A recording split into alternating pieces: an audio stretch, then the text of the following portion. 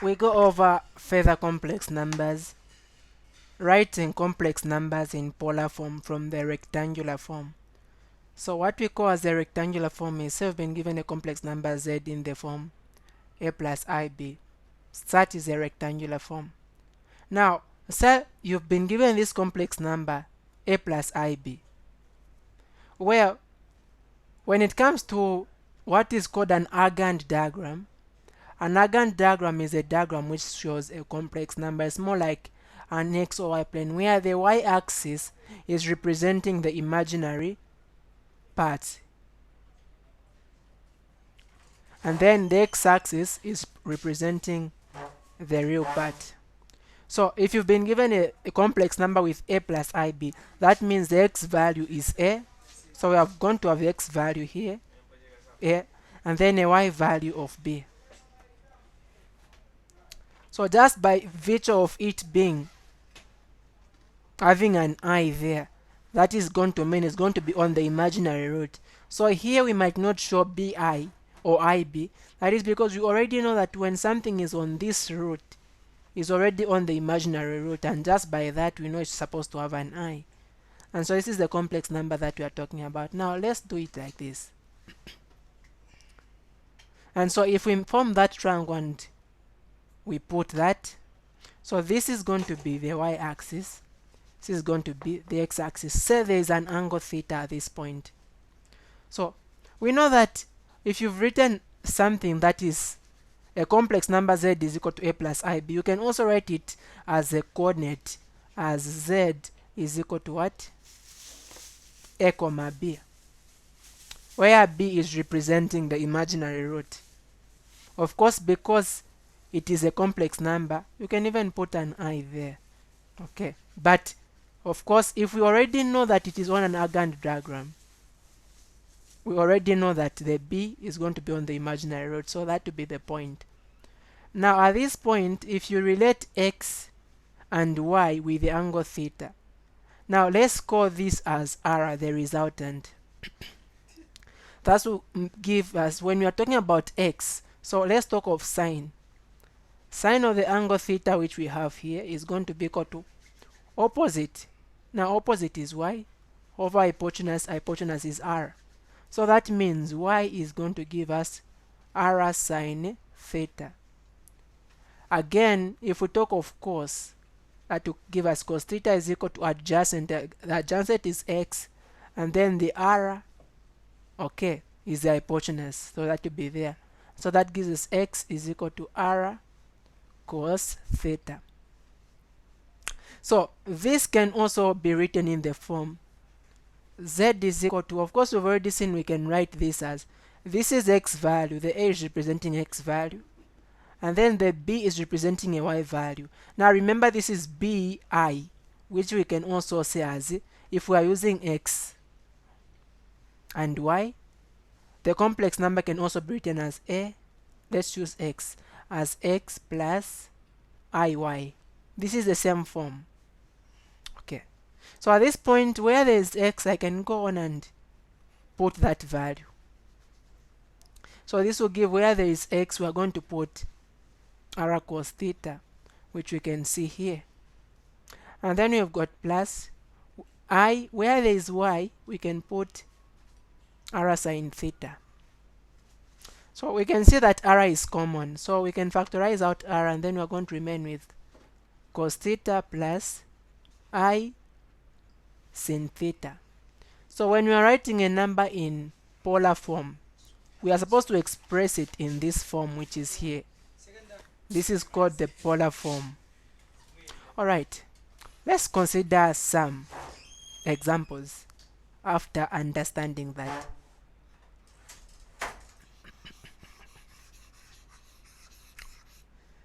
So say we've been given a complex number that is negative root of 3 plus I. Now we want to write this number in polar form. How do we go about it? The first thing is just to predict in which quadrant it's going to be.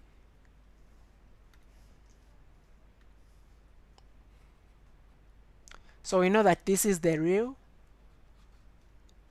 axis and this is the imaginary axis on an Argand diagram. Now the real value is that portion, and the real value is negative. That means it's going to be on this portion of the axis. And then the y value we can see is positive, so that means it's going to be on top there. So then we can write this is going to be somewhere here, where let's say this point is negative root of 3. Now I is the same as, we can write 1 there. 1 is the same as 1, like this I is the same as 1i. So when you're writing one an Argand diagram, you just show the coefficient. Now we already know the coefficient is 1. So this is where the complex number is going to be. Okay.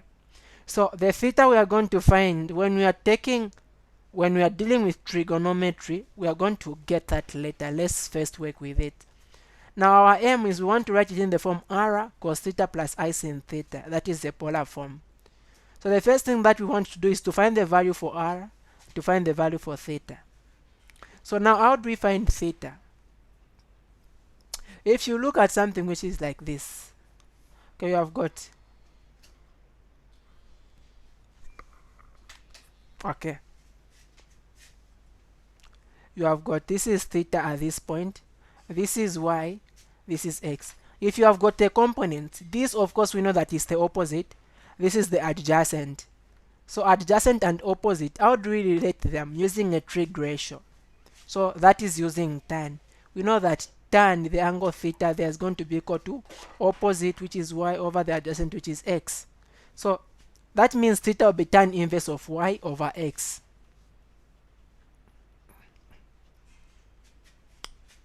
So now we're going to take the tan inverse. Y relates to the value that is on the imaginary root, the value which contains an I, and that is what? The number in front of I is 1, which we can just see. Anyway, we can also take it from this diagram, a 1 there. And then that is over the x value, which is negative root of 3. So this is what we have. And so we know that 1 over root 3 on special angles, this is simply a special angle. And we can get it from a 60-30-90 triangle. So where this is a 2, this is a 1, this is a root 3. We know that for us to find tan, it is opposite over adjacent. So we want 1 to be the opposite because it's the one which is on top. And then the adjacent to be this one. So the angle should be 30. Because when you consider 30, this will be the opposite. This will be the adjacent. So tan inverse of 1 over negative 3 is negative 30. Why? Because if we are using the positive, if we are saying 1 over root 3, it was supposed to give us 30. But because it's negative there, it is going to be negative 30. Another thing that we can consider is this angle. We can see this is a theta. When you are taking tan inverse, you always find the angle that is related to the x-axis. Regardless of the quadrants that you are talking about, the angle that you are finding is the acute angle related to the x-axis. So if you are in this quadrant, if you take tan inverse, the angle you find is this. In this quadrant, tan inverse, the angle you find is this. In this quadrant, the angle you are going to find is going to be this. Again, in this quadrant, the angle that you are going to find will be this. So the angle that you find is always related to the x-axis. So this is the x-axis. And then it goes to join with the point that you are talking about, as we can see. So if you consider tan using the quadrants, all students take coffee. So in this quadrant, tan is what? Tan is negative. That is why we can see if we use a negative value, tan is going to be what? Tan is going to be negative. Okay. But if it was sin, even if we use the negative value, it would give us a positive value because sin here is positive. And so the angle that we are finding is negative 30 degrees. Now we would rather write this in radians by converting the 30 degrees to radians by multiplying by pi over 180. That's how we convert from degrees to radians. And so that will give us negative pi over 6. Now we don't want to use negative angles when you are converting polar form. So you take this angle from the positive x-axis to where the angle is. So in other words, all we are doing is this angle we have found here is pi over 6. The reason as to why there is a negative there is because when we are measuring angles, we take them going like that. But this angle is like this. That is the third we can see. That is why it's negative. And so to convert it to a positive angle, this is a straight line. So all you do is get 180, remove this angle which is here. This angle is 30. Now doing that, because the angle is already negative here, all we are going to do is to add 180 to it. But because we are working in radians, 180 is the same as pi radians. So we add pi. So this is going to give us 5 pi over 6. This is the angle theta, relative from the positive x-axis. Now the next thing we want to find is r, which is simply the hypotenuse. This is y, this is x. This is the hypotenuse we want to find r. Now you can see if you have got y and x, just square them and square root using Pythagoras theorem, and then you are going to be able to find r. So we are going to get the negative root 3. We are going to square that, and then we get the number in front of I, which is a 1. We square that, and then we square root. So negative root 3 squared is a 3 plus 1, that would be root 4, which is equal to a 2. So remember, want to write in polar form, and that's the form r cos theta plus I sin theta. And so this is going to give us, so we're going to say negative root 3 plus 1 plus I is equal to, where there is r, we're going to put the 2. And then you've got cos, the angle there is 5 pi over 6, and then plus I sin 5 pi over 6. So that is the angle then.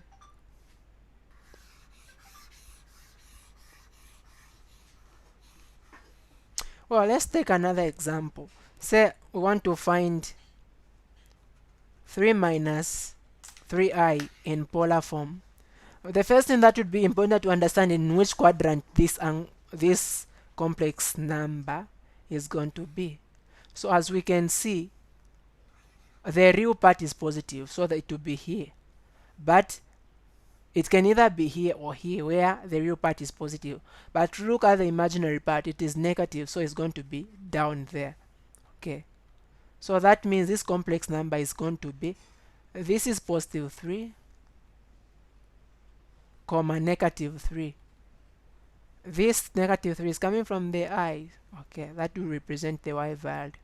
So this is a complex number. So the angle that we are going to find by taking the tan inverse is going to give us that. But again, this angle is going to be negative. Why? Because this angle is going down. Now I always want to use the angle which is positive. Well, our angle we are interested to use is between 0 degrees and 180 degrees, or pi. So instead of using that, we are going to take it from this point. We get like that, because if we come like this, this is a positive, it's going to be a positive angle, other than the theta itself, which is negative because we are going down, which is the same. Now we are only taking from this portion here, because we want our angle to be between 0 and 180, or between 0 and pi. So let's go on and find theta. So theta is going to be equal to the tan inverse of y. The y value is negative 3. The x value is 3. So this is simply tan inverse of negative 1. Now if we consider again special angles, if this is 1, this is 1, this is root 2. This is a 45 degree special angle. This is also 45. Although it is not drawn as an isosceles triangle, but this is an isosceles triangle. So we know that tan 45 is equal to opposite over adjacent. It's a 1. So tan 45 is a 1. That means tan inverse of 1 is going to give us a 45. But because the angle is negative, that will give us negative 45. And why is it negative? All students take coffee. So in this quadrant, as we can see, only cos is positive. So if you use a negative value there for tan, it is going to be negative, unless for cos it would have been positive. Now let's express that to radians. Of course we can also work in degrees, but let's just work in radians. So we convert to by multiplying by pi over 180 degrees.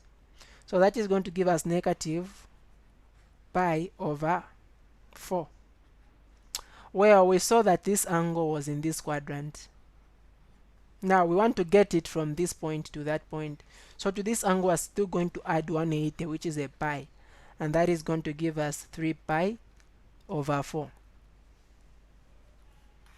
So what are we going to get here? Okay, so that would be the answer, 3 pi over 4 if we work out. Now our remaining value is to find the value of r, which is equal to x squared plus y squared and then square root. That is how we find r.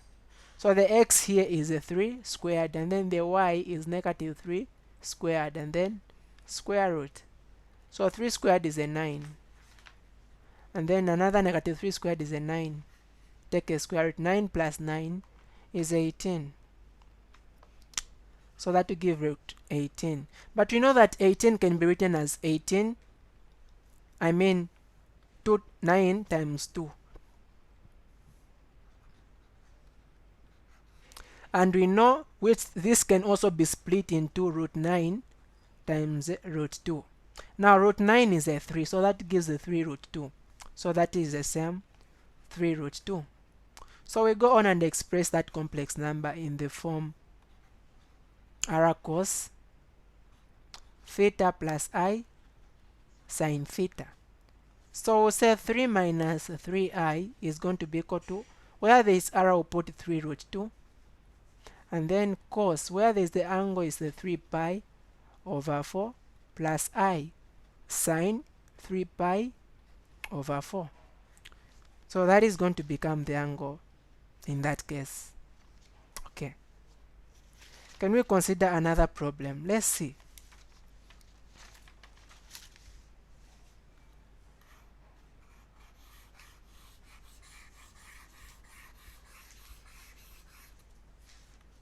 Let's say we've got a complex number. Can we say z is equal to negative 4 minus 4i? Okay, let me give this as a 2i. Okay, like that. Now just looking at this complex number, in which quadrant is it going to be? Both x and y are negative, so it is going to be in this quadrant. So this is the angle that we are going to find. Okay, that one. And so we are going to express it in that form by first finding the value for r. So this is the theta we are going to find. So that will give us theta being equal to tan inverse of y. Our y is negative 2, and then x is negative 4, which is the same as tan inverse of 1 over 2. And we know if we are talking of 1 over 2, okay, let's consider this. Of course, on the triangles, tan of 1 over 2 is not a special angle. And so that one we have to use a calculate to be able to find that, because tangent of 1 over 2 is not a special angle. So we'll go on. If we are working in degrees, tan of 1 over 2, tan inverse of 1 over 2 is supposed to give us 26 degrees. About 26.57 degrees. Now when we are working in radians, this angle is the same as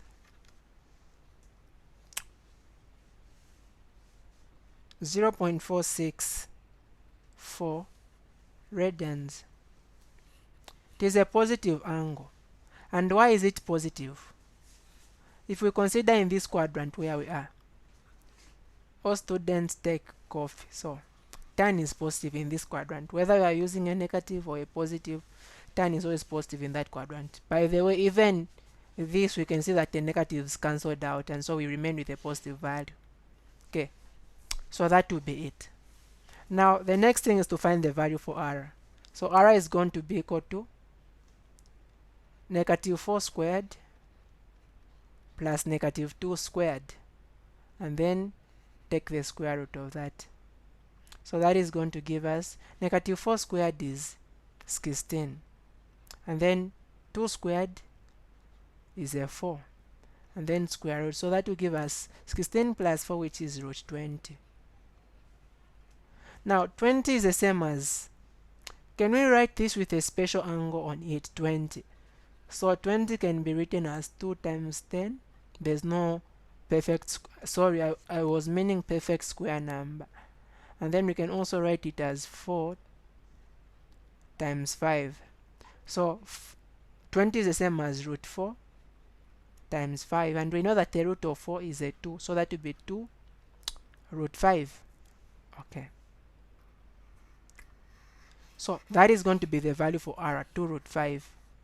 Now to express that complex number, then we are going to say negative 4 minus 2i is the same as, where there is r, we are going to put 2 root 5, and then cos the angle, if we are working in degrees, is 26.57 degrees, plus I sine 26.57 degrees. Well, the angle that I've taken is this.